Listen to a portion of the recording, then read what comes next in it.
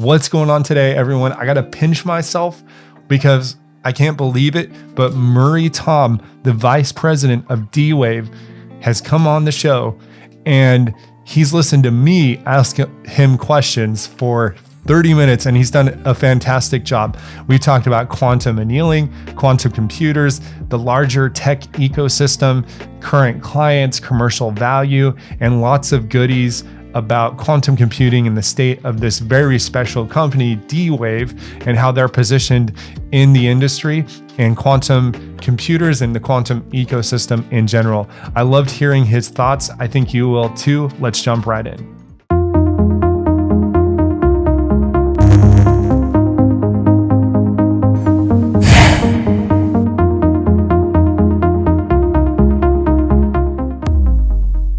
Hi, Murray. So welcome to the Quantum Bull. Thank you so much for coming on for this interview.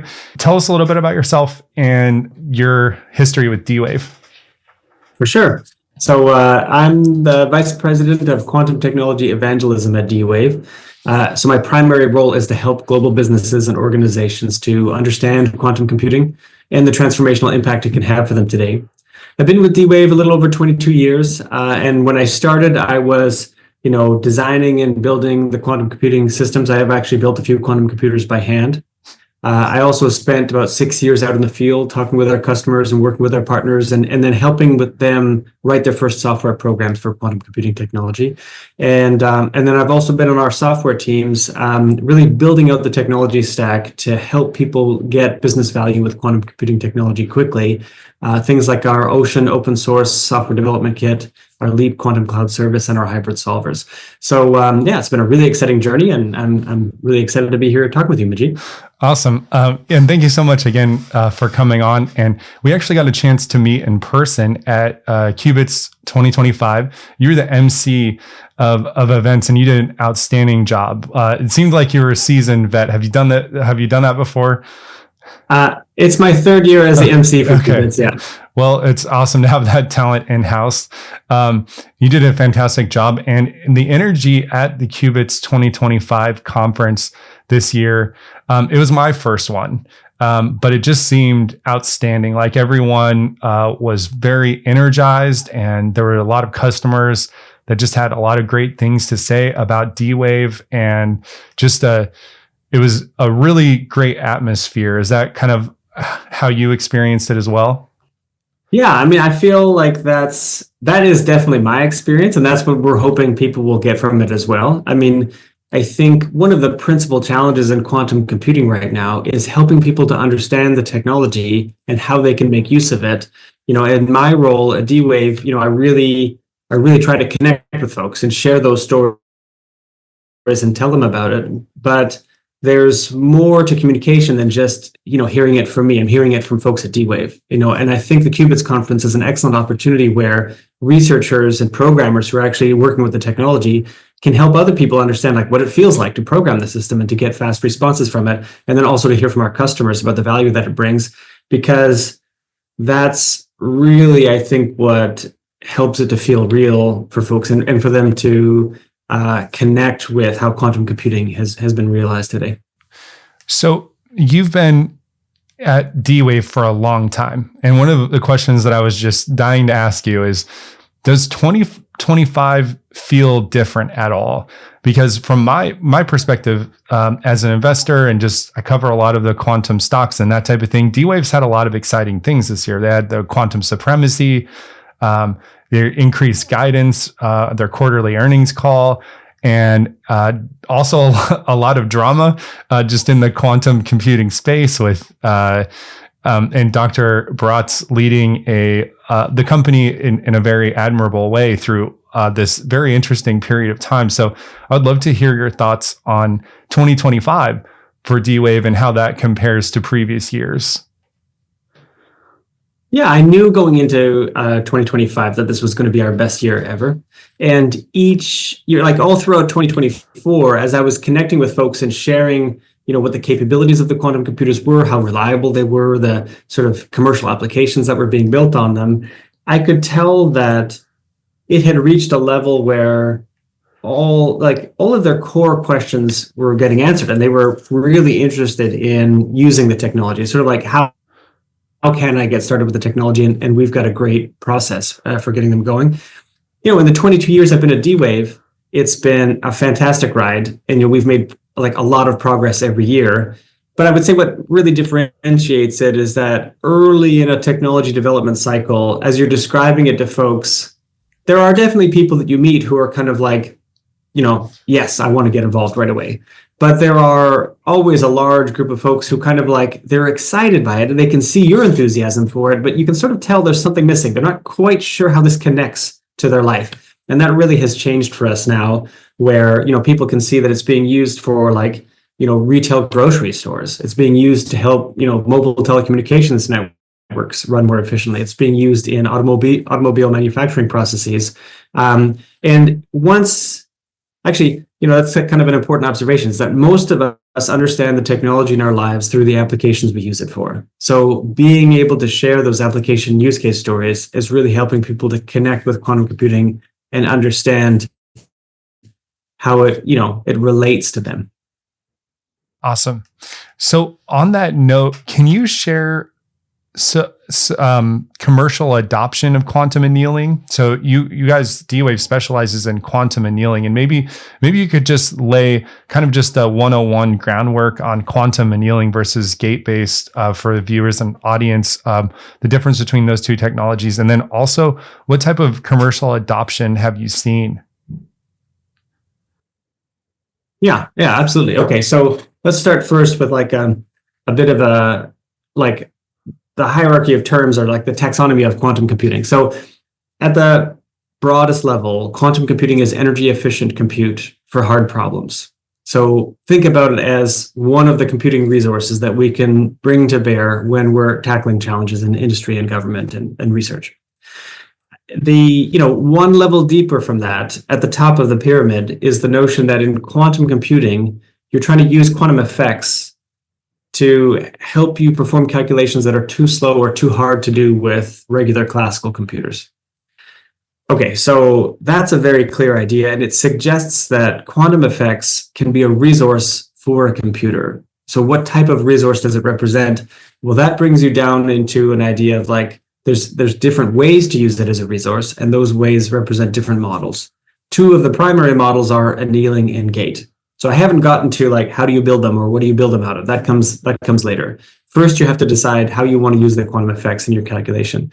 In annealing, the quantum effects are used in the computer to help it move between solutions more quickly. So if you're in the process of running a business application where you're creating schedules for a delivery fleet, and you have a current schedule, but you're not happy with it, you want to move to a better schedule, you want that movement to happen as quickly as possible on the computer. And then ideally, once you get to that new solution, move beyond it to a better one still. So quantum effects can help the computer to do that faster.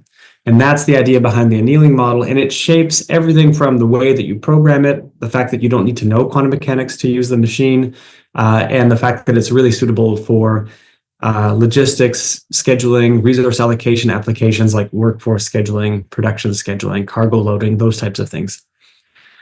In the other model, which is commonly referred to as gate model quantum computing, you're using the quantum effects in the computer to allow the computer to store more information. And that's really powerful if you want to simulate things like molecules, or if you want to do like fluid flow calculations, like airflow over a vehicle or something like that. So the key thing there is that you're using the quantum effects like a notepad. You're working through a calculation and you're keeping track of your progress in the calculation in a set of quantum states. I'm not going to define those right now, but let's just say there's quantum states in the computer. That's where you're storing that progress in your calculation. The trick there is that quantum states are famously delicate. They're famous for kind of collapsing. And so what happens is that when you're using the computer to quantum mechanics to store more information in the computer, and the quantum state collapses, the information disappears. So your progress in the calculation is disappeared. So you need to know quantum mechanics as you're designing algorithms for those systems. And they're much more tailored for quantum chemistry and, like I said, fluid flow calculations. And because of that power and sensitivity, we need error correction to get from, putting devices together into the information processing stage for those computers. So at DWave, we're building both because they're both very relevant for accelerating some very important applications. It's just that the annealing model is for applications that we can bring to bear today. And I have some examples in the second part of my answer. And the gate model is for tackling some really important applications in the future. That we can work on, and we want to be able to be our customers' provider of their full quantum solutions. So with that, let me get to the second part of your question, which was, okay, what are some of the applications that are being run? So anything from like optimization problems to machine learning problems to, like I mentioned, quantum chemistry problems and drug discovery problems are things that people are looking to quantum computers to help accelerate and help us get to better solutions faster. Some of those are very near term and some of them are further out. The nearest term ones are in the optimization space. So for instance, like Pattison Food Group is a company here in Western Canada that owns 13 different grocery brands. So they have two applications they're running right now. One is they produce schedules for their at-home grocery delivery driver fleet. It was a very important application they needed to develop and accelerate during the pandemic because a lot of people were ordering groceries to be delivered to their homes. And by putting that application onto our quantum computing systems, they were able to save 80% of the time it was taking them to produce those schedules. That application has been in production since 2022. So since then, they've actually now built a second application, which is for in-store workforce scheduling. So those are the folks who work at like cash registers, in the floral department, in the deli department, those kinds of things. And it's tricky because the employees aren't trained to work at all of the departments of a store, right? They only have training to work in some departments. And they would all like to have, appropriate work schedules, some of them full-time work schedules, some of them part-time work schedules. And they have shift work too. So if you're working a night shift, you can't work a morning shift the next day. So there's a lot of business realities that have to be taken into account when you're producing schedules like that. And that's an application that they've taken through their first phase of production rollout, and they're already expecting to save their workforce 50,000 hours every year as they do that. And you think about the impact of the people that it's their most senior employees who were previously involved in that work. So now work that was probably not their favorite part of their day, they're able to leave behind, get out from behind their computers and start working with their more junior employees and train them up, give them new skills and work with their customers. Those are the types of interactions in our business that are what bring us a lot of motivation and value. So those are two applications, both from that retail sector. And I have a couple more, but I wanted to just pause there.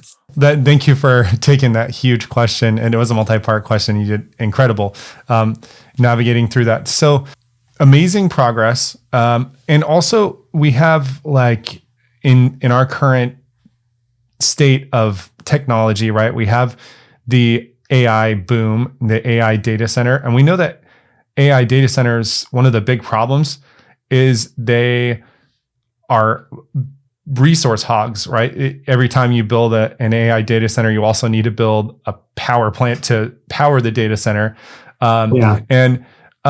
So annealing is particularly good at optimization, right? So that's my understanding. So in recent interview, I think Dr. Baratz went on an Opto YouTube channel, and he talked a little bit about how there was a period of time where scientists believed that gate-based quantum computers could solve all problems. So most companies focused on that. And then by chance or a twist of fate is what he said, DWave focused on annealing. And it turns out that both annealing and gate-based are needed for different problems. So can you talk a little bit more about just how annealing quantum computers and how DWave is positioned to potentially help with this AI data center power problem, and what type of problems it can solve that AI data centers can't solve? Yeah, okay. Let's begin with, we've got the power problem and we've got the gate model approach. So I mean, one of the things I'll mention is that at the time that we chose to build annealing, it wasn't so much chance as like really, really carefully thought through strategy. It just turns out that a lot of things that we thought to be true have now been confirmed by the research community. And so, and then also some things that we suspected were the case have also sort of materialized in that direction. So, which is to say that, when you think about a computer, there's a fundamental question about like, what can this calculate? And computer scientists have talked about the computability, and this notion of a Turing complete machine, a machine that can compute anything that a Turing machine can compute.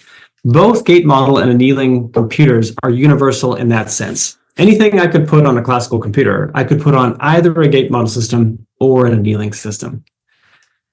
That's probably not well understood, and probably not well understood even in the quantum computing community, but it's pivotally important. So the next thing is, am I going to be running spreadsheets on quantum computers? And the answer is no. And the reason is because even though you could run anything on it, it's not able to accelerate all problems. So in the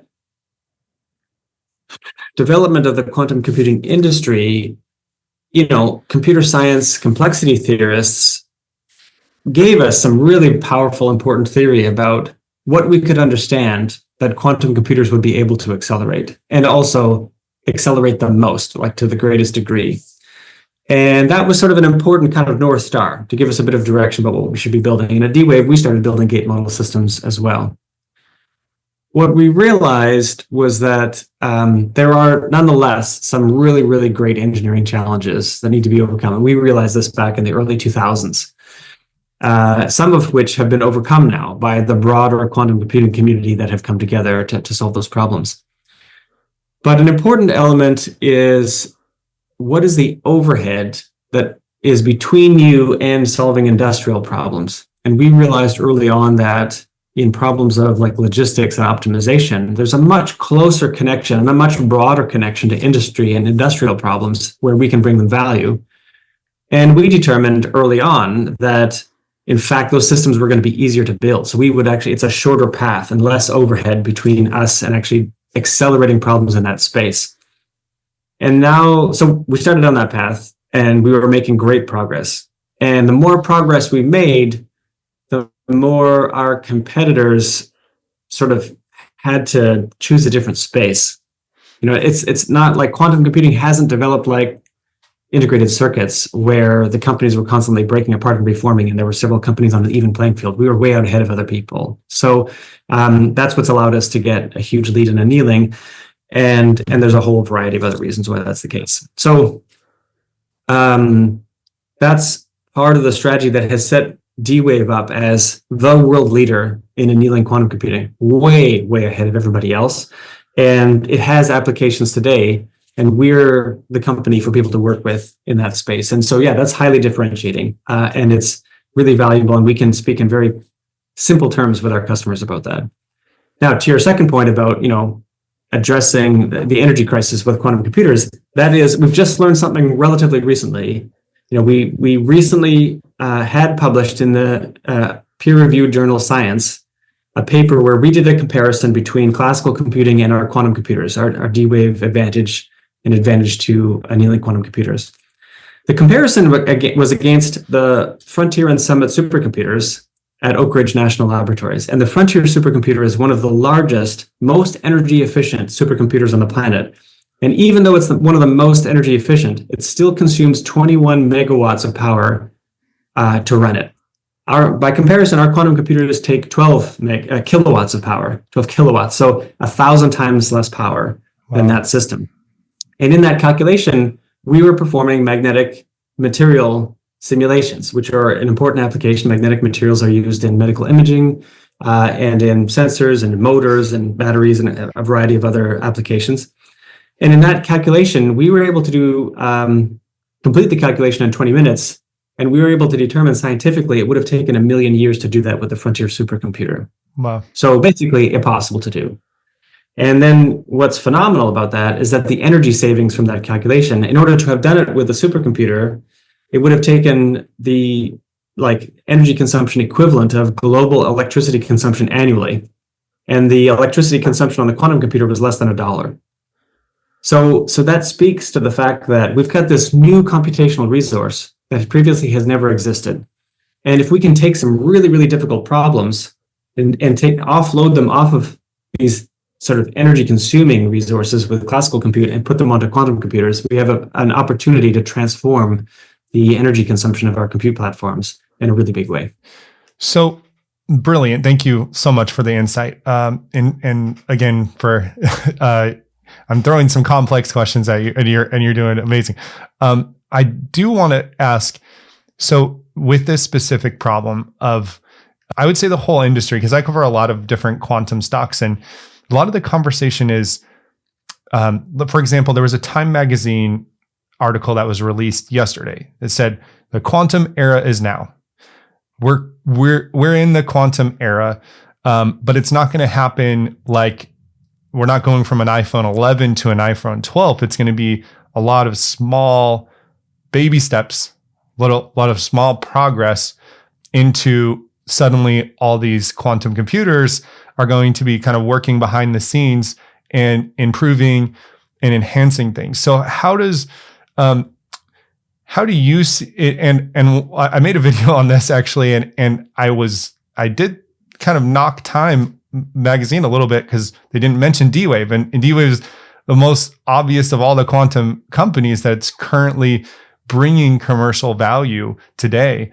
So can we talk a little bit more about the commercial value? And just in the last few weeks, can you talk a little bit about that and their potential use cases, and then maybe use cases of other clients that are getting commercial value today? Yeah, absolutely. So Davidson's headquarters in Huntsville, Alabama, are really centered around a set of government customers who have a variety of important logistical applications. So if you think about it, there are a number of ways that we can use this in the commercial sector to help people with logistics and supply chains and getting products built and getting shipments out on time. But similarly, there are a variety of applications in the operation of our government and in construction processes and in defense, where, we need to coordinate the movement of a lot of physical systems in order to make sure that we're, properly organized and properly defended at all times, against threats. And Davidson has really pioneered the way at looking at applications in that space and making connections between annealing and those applications. For instance, with phased array radar systems, where they're communicating with these radar systems with objects that are moving really quickly, and they've been able to increase the efficiency with which they're able to communicate by 15% between those systems and those moving objects using an optimization involving our technology. So having that center there gives us a really unique opportunity. It allows us to connect with folks in the defense and government space, also in a way that I think allows them to progress and grow towards some of their higher value mission critical applications over time. And that's not the kind of thing that you can take lightly or with standard commercial IT infrastructure. You really have to work with a partner like Davidson who knows exactly how to meet those demands and set up that technology effectively. And so that sort of involves their application. You asked also about other examples of advantage. So in the case of NTT Docomo in Japan, they have been working with our technology. They run telecommunication networks in Japan, and so they were looking at as we move around with our cell phone devices, we're moving and keeping a connection to cell towers, which are basically fixed in place. And the way that they do that is they send paging signals between devices to sort of figure out which you're closest to and make sure that your core base station is kind of being changed to sort of map with wherever you happen to be moving. Using quantum hybrid optimization there, they were able to reduce the number of paging signals between the base stations and the cell towers by 15% during peak loads. So what that means is that they can effectively increase the capacity of that network by 15%. And that's an application that they're rolling out across their 250,000 base stations in Japan. So that's the thing about these quantum optimization examples is once you're able to demonstrate sort of a proof of commercial viability, a proof of mission viability for the technology in an application, and then you start rolling it out across a large, broad network, there's a huge gain, a huge savings you can make in terms of the efficiency, the operational capacity of that network. over time. And that's the same with human resources, with physical resources like trucks and deliveries and boxes and products, and also with telecommunication resources in that example. Amazing, amazing. So another company that comes to mind is Japan Tobacco. And I know you, DWave, released some joint research or a press release. I'm a little bit, I might need a refresher, but there's been some research done with Japan Tobacco and the quantum annealing. What is that about, and what is being learned there? Yeah, so Japan Tobacco, their pharmaceutical division is really interested in the development of new pharmaceutical drugs for medical therapeutics. And they know that the task of using artificial intelligence frameworks for discovering those new drugs is challenging. And so we've worked together with them to pioneer and develop a new technique where we're adding in some modeling strength, a component that basically attaches into their machine learning workflow and is helping them to discover better viable candidates in that process. So, that's very exciting. In the space of artificial intelligence, we have plugins in scikit-learn that machine learners can use quickly and easily when they want to use it for feature selection in their model creation and their recommender systems and binary classifiers for people who are building their own machine learning models.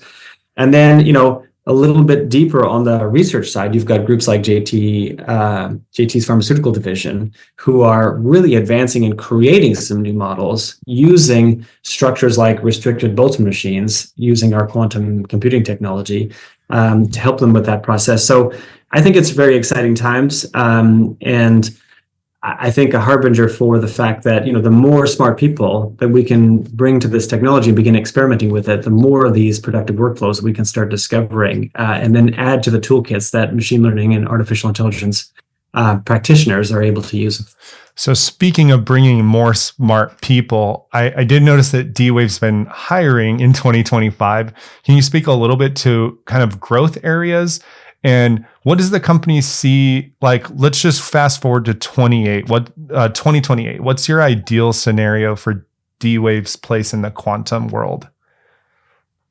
Well, I'm biased, so I would say that DWave is already far and ahead leader in the commercialization of quantum computing technology. We were the first to commercialize it. We're also the first to have in production quantum applications with our customers. There are over 100 organizations around the world who trust us and use our quantum computing technology to help bring them value. So by 2028, what I see as the principal challenges is helping people to realize what the quantum computing has been realized, that it's available to them, that it can bring them value, that it maybe only takes a few, as little as a week, but maybe it's a few months to build an application with quantum computing. And to help them understand which applications they can be applied towards. And I'm hoping also, when I'm thinking ahead to that kind of time frame, we're working really hard to make it easier for people to use quantum computing in applications. Like I mentioned earlier, you don't need to know quantum mechanics to program them. We've got open source Python programming examples. We're constantly building those and adding to those so that developers, it's been a long time since developers started writing software on a blank page. They start by borrowing somebody else's work and adding to it and modifying it. And so we're trying to contribute to that open source community to make that process faster and easier. And I would love to see that just ramp up and accelerate so that we're looking at shorter times to application, broader sets of demonstrations of value so that people in business and government and developers can really see clearly and easily where to use it, how to use it, and get those demonstrations of value in short timeframes, because it's all about helping them to become more productive, to be agile, right, to respond to disruptions and help the businesses respond to disruptions, and to use their resources more efficiently, including their time. So this one, thank you. And this one is more towards the just the investment side of quantum computing. There's been definitely, since Google Willow was announced in 2024, the surge in interest in investing in quantum computer companies. And DWave, to me, has stood out for a while now as just kind of different in the whole landscape, while a lot of companies seem to be in an R&D phase, and profitability seems to be far in the future, or DWave seems to be accelerating and differentiating themselves from other competitors. So can you speak to that a little bit? Just DWave's position in the quantum ecosystem. Yes. So I, like I find the quantum computing industry to be quite noisy. And there is a lot of people who make it a lot more complicated than it needs to be. People are looking for some clarity about how to use something, when to use something, how ready is it for use. And it's absolutely the case that there are dozens of companies who are building new and novel quantum computing device technologies, I would say. Sort of they're maybe pre-information processing, but they're still, putting together some really interesting devices. And that's great work, and it needs to happen. It's just that it's confusing for folks when that gets characterized as, a business-ready technology. And then, when you talk to folks like that, and I've been in that space, it's like looking back into the rearview mirror like 15 years ago when I was talking to people about the technology that we were building. At that stage, you're helping people. Well, at that stage, you're really talking to people about the technology itself. So you can tell you're talking to someone who's early in their R&D phase when they're talking to you about like very low level technical details, like how it's built, what its coherence times are, what qubits are, that kind of thing. And that, and you talk to a variety of folks, they're all competitive with one another. So they're not necessarily giving people a clear idea and clear picture of what's happening in the broader industry. And that's a problem, right? We need to make that clearer and easier. And that's why at DWave, we published a quantum realized framework to help people to judge, okay, well, when is a quantum computing technology realized to a point where I can really consider using it in business? And it starts with really strong demonstrations of performance where you can show that your quantum computer can do information processing and outperform a classical computing system. And at DWave, we have a wide variety of results culminating in that, demonstration I was talking to you about earlier, where we're doing calculations that classical computers just can't do. That's not possible with all quantum computing platforms. The second is reliability. A lot of these technologies, can only be on 1 day a week. At DWave, our systems have, availability and uptime that's 99.9%, 24 hours a day, 365 days of the year. Our quantum computers have sub-second response times, right? Our production customers, if they're interested in a service level agreement, we can provide service level agreements for them, in order to maintain that uptime that they depend on for those mission critical applications. So reliability is a really important element. And the last is, proven commercial use cases. Everyone, regardless of what sector they're in, whether it's research or government or an industry, benefits from some of the early work that people in industry have done to demonstrate its usability for, workforce scheduling in retail context, automobile production scheduling with Ford Otosan in Turkey, telecommunications network optimization in the case of NTT Docomo, customer rewards and loyalty programs, that the work that MasterCard is doing with their market test that they're doing right now with their technology. So once you start hearing about those large organizations who are doing tests or running applications in production and demonstrating that it has feasibility, then you've got sort of all three. You can see you've got the performance, you've got the reliability, you can see that commercial companies are able to get business value that gives them a return on investment. It makes it worth the effort to use the technology. And that's how you know that quantum computing has been realized in a way that people can use for positive benefit. Very good, very good. So DWave is, I want to talk about the largest companies in the world, the largest tech companies in the world. Most of them are based in the US, right? And quite a few of them actually have quantum research going on right now. So Amazon has their Ocelot chip.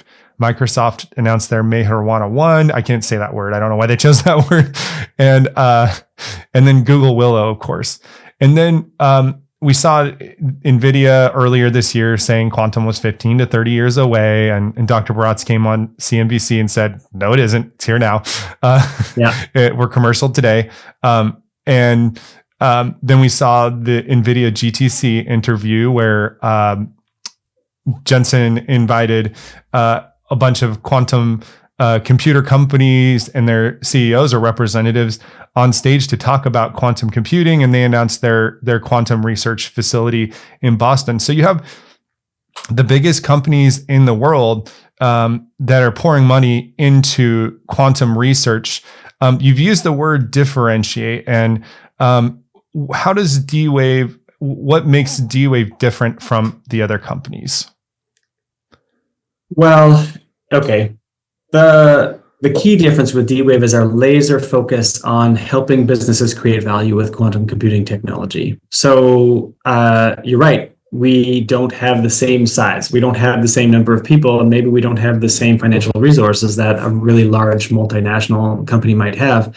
So at DWave, we have to be very, very careful about our picks and where we put our effort, and we have done that for the company's been in business for 26 years. And so, once you've done that, I mean, there are universities working at building quantum computers, and they're doing some really important work. They're answering some open questions we have about different directions we could take the technology. That needs to be supported. Is that the right place to build quantum computers? Probably not, because the kind of turnover you get in graduate level groups is so high, right? People's maximum tenure is usually, 4 years or something like that. That's a very difficult environment to build a complex system like a computer.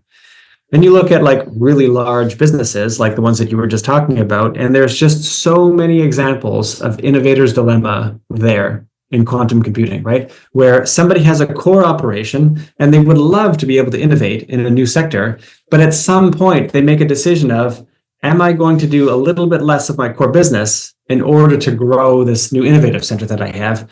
And that conflict of interest for them makes it very difficult for them to kind of like choose their timing right and appropriately grow that new business area, which is disruptive and interacting with their core business. Think about, examples like Bell Labs and Xerox PARC, where they missed major opportunities in the development of like the personal computer because it didn't fit into their printing business or something like that. In a startup environment, like we've had at DWave, I mean, we're a public company now, you're very focused. You're very focused, and you have to demonstrate proof points year on year to all of the folks who are working with your organization and your investors to be able to demonstrate that you're making the fastest progress towards those applications. And if anyone at any point loses confidence that you're making the fastest progress and somebody else is doing it quicker, that can be, a life or death scenario. So it has honed our thinking towards real world value, real world applications. And yeah, I think that is what strongly differentiates us. And there are definitely a lot more voices out in the, internet in the world who are talking about a whole variety of other complicated technical, details. But when we speak to real world applications, when we speak to the fact that Ford Otosan is now able to schedule 1,000 vehicles in their production plant in 5 minutes when it used to take them 30 minutes. That's exactly the kind of like application-oriented thinking that most of the world wants to hear about, and they can tell that difference. So I believe we're on the right path. Time will tell, but certainly in terms of the conversations we're having with our customers, I think we've chosen well, and we'll continue to focus on honing that. And you mentioned earlier about that Time Magazine article about like a series of small steps.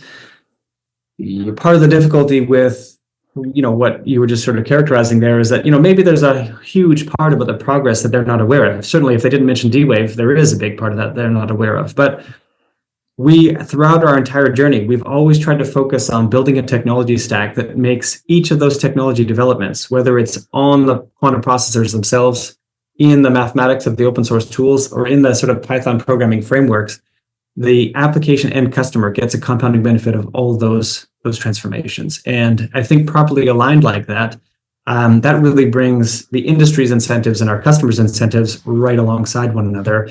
And we get the most rapid development there. And as our customers see that rapid development and growth in their value and growth in the capability of the technology, they feel confident that they've made the right decision. Okay, amazing. Final question for you, and this is a two-part question. So one, what are you most excited about for DWave in the coming year? And two, what's your final message to any investor or anyone that's interested in quantum computing in the future of DWave and quantum annealing? Okay, so the thing I'm most excited about, and honestly, it's the thing that everyone here at DWave is most excited about, is that, as we're building these quantum computing technologies, we love to see them used, right? So all of the customers that we've been working with, they're not just, working on one application, like in the case of Pedersen Food Group, they're developing new applications. And it's those new applications that get us really excited, right? And we have that. We're tracking that so closely so we can be focused on how do we develop the technology to the maximum benefit of those customers who are using the technology right now. So yeah, applications. That's what gets me out of bed every morning. And your second part of your question was, final message? Sure. Yeah. Final thoughts. Yeah. A note to investors on DWave in the future. Well, I think people are often surprised how many resources are available right now. So, we've produced 5 generations of DWave quantum computers, and those 5 generations have all consumed the same 12 kilowatts of power. So there's this fantastic technology track record of development there, and that sort of like energy efficiency, which is going to be so important for compute in the future. We've got a cloud service that people can log into and get access and start programming the systems. And they can even run demos live on the quantum computers and see those sub-second response times. That's available in 42 countries around the world, 24 hours a day. So that's super exciting. On that site, you can see links to our open source examples, things like applications like workforce scheduling, logistics routing, multi-vehicle transport routing applications. So that's phenomenal. And that links to the open source code. So you can see how those programs are actually written and like how long the code is. And there's good README files teaching people how to build those. And then we also have, hybrid solvers. And we've got a ton of documentation around how quantum and classical computers can be combined together and a lot of the background research. I mean, people don't necessarily realize that our quantum computers are probably some of the most studied in the entire world. There have been nearly 10,000 research papers published associated with our quantum computers. So, I didn't know that. I would encourage people to get started, check it out, try it out, and reach out to us. And we'd be happy to help them see on that journey, where are the places where this technology can connect? And then let's help them get these applications built as quickly as possible, because once they start seeing the value, it's transformative. And then we're just starting on the growth curve. Fascinating. Well, thank you so much, Murray, for joining today. It was a real pleasure. I learned a lot, and thank you so much. Have a great afternoon. Thanks, Majid.